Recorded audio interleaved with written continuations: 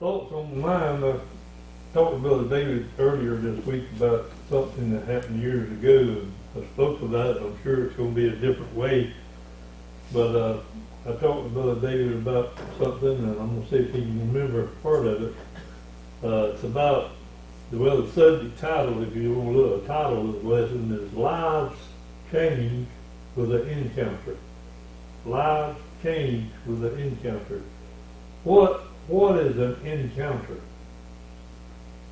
Anybody got an idea? A meeting, right? Incident, running into somebody. Right. If you come face to face with something, it's an encounter. Or you can have, it can mean a fight.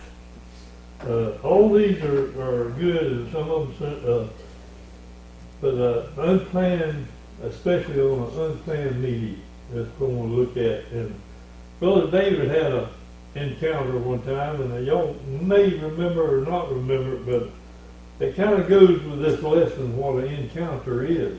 And we've all had encounters one time or another. You remember the encounter that I talked to you about? I do. Kind of briefly tell us about this encounter that happened. This can happen to any of us. I've had many encounters over the years, almost 70 years that I've lived. But then you're going to say what you were doing? This was probably 10, 12 years ago. Yeah. I was hunting out at Terry Smith's, and I was walking across an open field towards the woods, and it was still dark. And the pasture I was walking across was full of cows, so I was always on the alert for bumping a cow. And but as I walked across, I would look down at the ground from time to time, and I noticed that there was a circle around me on the ground. Oh, an 8-foot circle. Oh. And I would step forward, and it would move forward. I'd step back, it'd move back. I'd step aside. Wherever I went, it was there. It was always perfectly round. It was probably 8 to 10 foot around. And it wasn't like a bright beam, but it was definitely a round light. It was different than everything else around it. And I continued to go and just watch that circle as I went to the woods. But my belief of what it was God was showing me He has a hedge round about me, and I was able to see it visually for the first time. And then a few days later, I'd carried my grandson Michael hunting out there, and I saw it again, and I said, Michael, just stop a minute and look at the ground. I said, you see a lighted circle around me? And he said, no, sir, I see one around me. Y'all hadn't been drinking that. Okay. Not at that point. And so anyway, that was just, it's never happened before, never happened after, but it was, I looked up the sky, I looked, where's this beam, where's this light coming from? But like I say, it was not like a light shining on it, but it was definitely lighted up, and it was different. I had a similar, it's pretty well got that. Yeah, I had a similar situation that happened to me, an encounter that it was unexplainable, and I didn't tell nobody that because it was weird.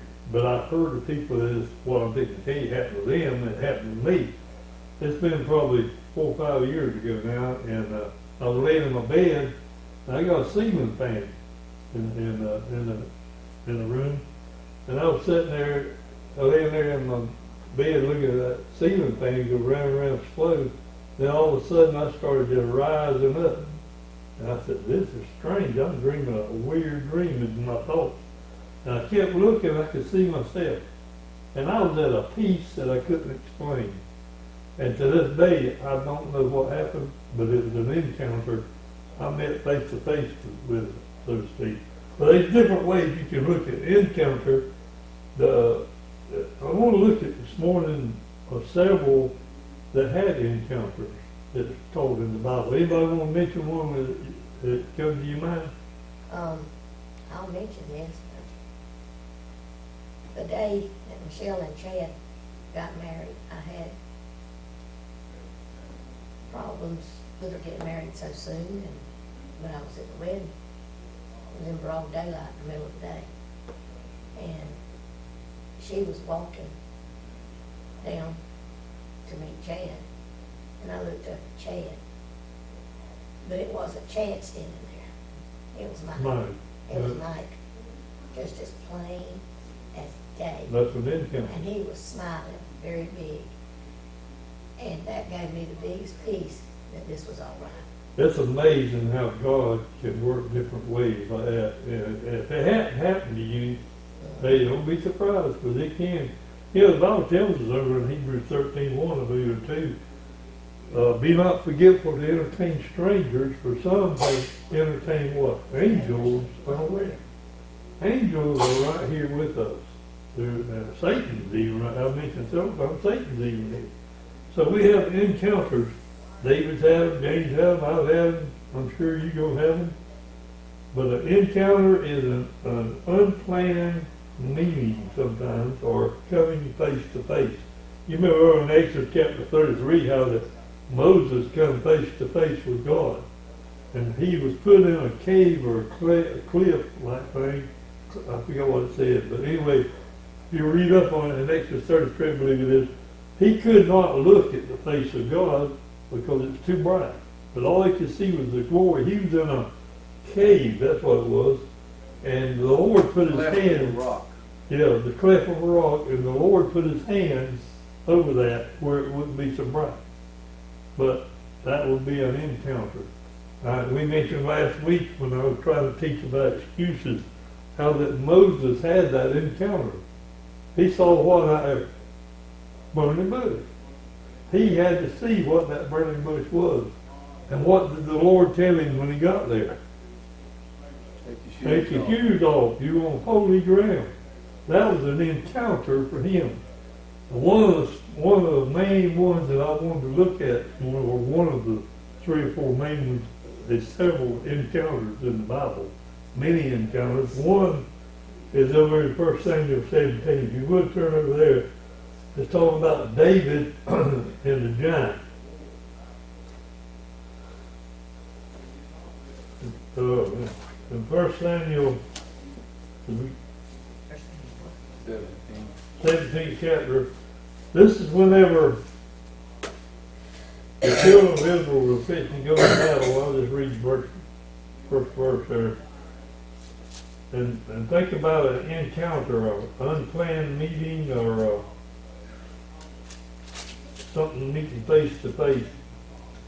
Says now in 17:1, now the Philistines gathered together in their armies to battle, and were gathered together at Shelma, which belonged to Judah, the pitch between Jericho and Zacchaeus. I can't remember these words, but I don't know what they are, his names. But verse 2 says, and Saul and the men of Israel were gathered together and pitched by the valley of Evi, and set the battle array against the Philistines. They were fixing to go to battle.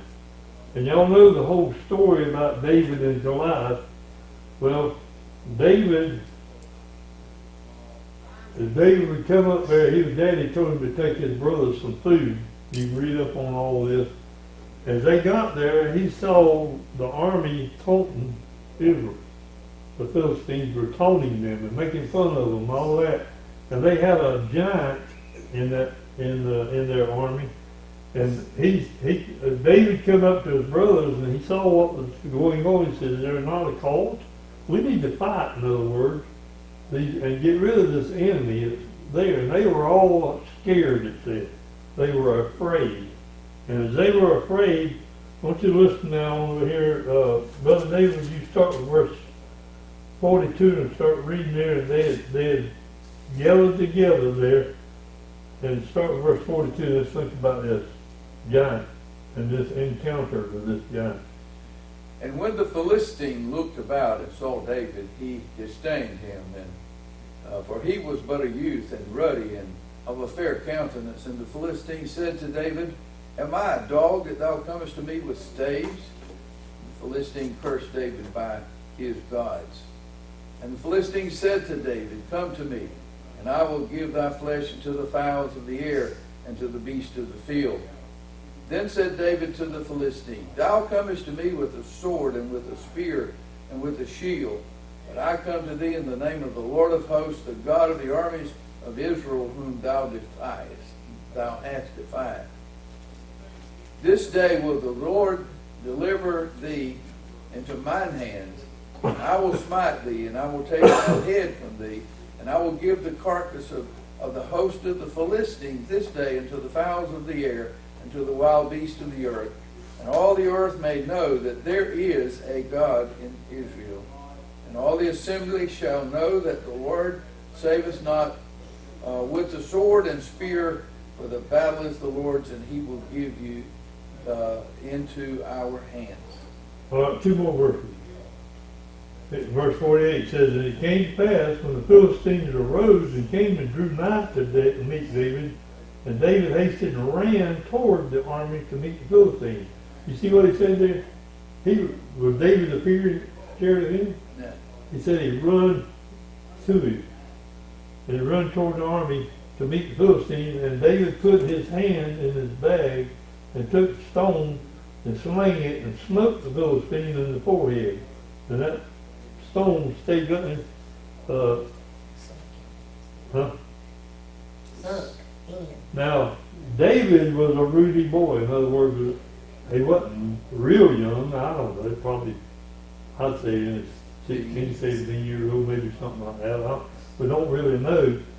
But I know that he come up upon an encounter face to face with a giant. What was he, 9 foot tall? Something like that?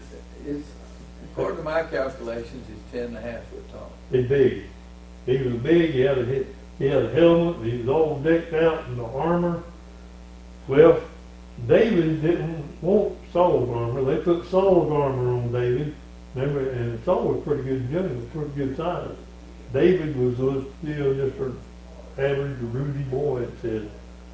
And he tried to put the armor after he was determined to go fight that giant, and everybody else was scared to go fight the giant. As he did that, they took Saul's armor off. He said, I don't need that. I got the armor of God. And they questioned him a little bit. He said, look, I've done killed a lion. I've done killed a bear. This Philistine is nothing. And it says the Lord was in the battle for him, and that's why he was running toward Goliath. He knew God was with him, and God is for us. So David slew the giant. He come face to face with the enemy. Are we going to come face to face with the enemy? Are we going to have an encounter with Satan? Yes, but if you draw nigh to God, he'll draw nigh to you. He says, I won't leave you, I won't forsake you. God's for us, he's not against us, and he has a great love for us.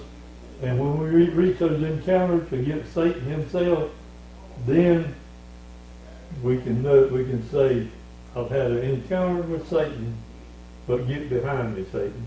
Resist the devil. Resist the devil, and he's going to be flee. No, resist the devil, he will flee from you. But this is an encounter that is unusual, and it don't seem like it would be possible to do it like that. But who knows the mind of God? God does things. He took something small. The Bible tells us over in Zechariah, it says, don't despise small things. Well, David was very small when he went up against that big giant. And you and I are going to have these big giants. We're going to have encounters, troubles, trials, obstacles, situations that comes in our lives. And we're going to have these encounters, face-to-face, unplanned meetings in our lives. You know, I meant to mention it a while ago, but it made me feel good what happened. But I was kind of mad to start with, and then I got happy. Happy I've never been in my life. I was overseas. I think it was in Italy, and I was waiting in line to call James. And I waited, and I waited, and I waited. And finally, this guy was in the booth there, And he come on out, and then I seen him as a friend of mine. I don't recall his name because he's passed away now, but he's a close friend of mine. Went to school with him. I watched him play basketball. He played sports. He was a real good guy. He come out of the phone booth. Well, if you go to a country, I don't know how many of y'all have went to different countries that does not talk English. First of all, I didn't know anybody hardly on the ship I was on. Then I was thrown out there in a country that I knew nothing about, couldn't understand a word they were saying, and then some guy comes out and you recognize him as a close friend from America. We both just run and embraced ourselves, and I eventually went to his ship. It wasn't far from where I was at, on the piers over there, and we rejoiced because that was an encounter that I really appreciated God giving me that opportunity to see somebody that helped me out. And he felt the same. But anyway, getting back to encounters, that was an encounter that David had, and he fought the giant and killed him, and that was one example. I'll give you a couple more that's real close. Turn to Luke 19. We all know the story from our youth up. In Luke 19, start with verse 1. James, read real loud. Well, James, you folks, read real loud, James. Starting with, I think it's 17 or 19. 19. Luke 19 chapter. Start with verse 1 of it. Okay. And Jesus entered and passed through Jericho, and behold, there was a man named Zacchaeus, which was the chief of the publicans, and he was rich. Stop right there now. He was a little man now. Let's keep this in mind. Was David small with the giant? Yeah. Or the giant comparison? Okay, go ahead. Yeah. And he sought to see Jesus, who he was, and could not for the press, because he was little of stature. And he ran before and climbed up into the sycamore tree to see him, for he was to pass that way. And when Jesus came to the place, he looked up and saw him, and said unto him, Zacchaeus, make haste and come down, for today I must abide at thy house. And he made haste and came down and received him joyfully. And when they saw it, they all murmured, saying that he was gone to be guest with a man that is a sinner. And Zacchaeus stood and said unto the Lord, Behold, Lord, the half of my goods I give to the poor, and if I have taken anything from any man by false accusation, I restore him fourfold. And Jesus said unto him, This day is salvation come to this house, for so much as he also is a son of Abraham. Right? Zacchaeus was small. David was small. But it was a different situation, though, when Zacchaeus, he wanted to see Jesus. He wanted to have an encounter with Jesus. He wanted to meet Jesus face to face. And as Jesus was coming, Zacchaeus couldn't see him because he was small. Everybody else was a lot larger than he was.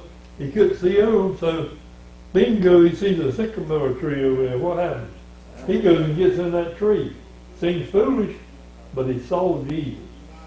He was seeking Jesus, and then he was confessing to Jesus before it was all over. Whenever he saw Jesus, and Jesus told him, you come down, you're going to abide in my house. Today's your day of salvation, and that meant deliverance from what he was doing. It doesn't mean that he was saved to go to eternal heaven. He was already saved eternally. But he was saved from all that. He confessed that he had done wrong. And when he confessed, he says, verse 8 or 9, 8 says, Zacchaeus stood and said to the Lord, Behold, Lord, half my goods I give to the poor, and I have taken anything from these false accusations. I'll restore him fourfold. He had a different heart. His heart had changed. And he felt guilty. And he was humbled right there. And he was a crook. Wasn't Zacchaeus a crook? He was a tax collector. And anything over the amount the government wanted was his, and he charged high prices. And to my understanding, he was a crook. So he confessed. He had an encounter with Jesus. And we need to have encounters with Jesus every day. They just, we mentioned about the crazy man, how that, I call him crazy man, the man was very disturbed over in Mark chapter 2, how he cut himself and all that, but in that, if you read it, Mark chapter 5, I'm going to go to it, but Mark chapter 5, this man was very disturbed, but he said he worshiped God, worshiped Jesus, and then after Jesus, the encounter with Jesus, said he had a right mind. His mind was cleared up. He didn't have all these ideas and bad ideas and all this. So that's one of the occasions. Another had an encounter with Jesus. And then you saw Paul, which was Saul in Acts chapter 9. Saul was on the road to Damascus and he had an encounter with Jesus. What was that encounter? The light shined down. A light shining. David saw a light shining, didn't he? So it's on the ground. So far, I mean, it's on the ground. And Michael saw it. That was an encounter. Well, Saul, his name was changed to Paul, which wrote most of the New Testament inspired by God. He saw that light. He said, "Who art thou?" He said, "I'm Jesus, whom you persecuted." But he had an encounter there. The woman at the well, I thought about that woman at the well in John chapter 4, how that he came up on the well, and you turn over to John chapter 4. I don't remember all the seeds there. I don't want to get that right. In John chapter 4, let's see what that. Not to be wrong on this. Sometimes I get my scriptures. Verse 6 says, now Jacob's well. Yeah, read all that, James. Now Jacob's well was there. Jesus, therefore, being wearied with his journey, sat thus on the well, and it was about the 6th hour. Then cometh a woman of Samaria to draw water. Jesus saith unto her, Give me to drink. For his disciples were gone away unto the city to buy meat. Then saith the woman of Samaria unto him, How is it that thou, being a Jew, askest drink of me, which am a woman of Samaria? For the Jews have no dealings with the Samaritans. Jesus answered and said unto her, If thou knewest the gift of God, and who it is that saith to thee, Give me to drink, thou wouldest have asked of him, and he would have given thee living water. The woman saith unto him, Sir, thou hast nothing to draw with, and the well is deep. From whence then hast thou that living water? Art thou greater than our father Jacob, which gave us the well, and drank thereof himself and his children and his cattle?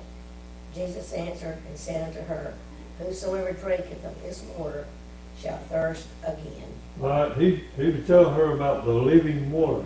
Now, he didn't give her the living water, but he told her about the living water. And she said, we know the Messiah is coming. Does that mean she was born of the Spirit of God? He said, we know the Messiah is coming. Well, no, I'm not going to answer that. I do know this. She had an encounter with Jesus Christ. And I know this. We need an encounter with Jesus Christ. We need that living water. And Jesus said, I am the bread of life. Over in John 6:35, I believe it says, I'm the bread of life, and those that come to me will hunger or thirst anymore. And if you got that living water, you're not going to be thirsty. You'll be thirsting after righteousness, which is right thing. So we need Jesus. We need an encounter with Jesus every day of our lives. Anybody got anything? There was 2 men after Jesus was resurrected. There were 2 men. And Jesus joined their company and walked with them. And they were all sad countenance. Luke 24. And they were talking about Jesus being crucified, and it was Jesus all the time that was with them. Right. And he didn't reveal himself until they got to where they was going. And He opened their eyes. He opened their eyes. And so they had an encounter. Those 2 men on the road to Emmaus, and Luke 24, I'm going to read up on it, it's talking about they were sad. They knew that Jesus said that he would rise the third day. And that was the third day, and they were walking down that road, and Jesus came upon them. That's a strange encounter, isn't it? That would be a strange encounter. I got that down, and those don't know why to say it, but usually I don't say half of them. But that was an encounter, Brother David, and they had an experience that they'll never forget. So I pray that we'll have an encounter with Jesus.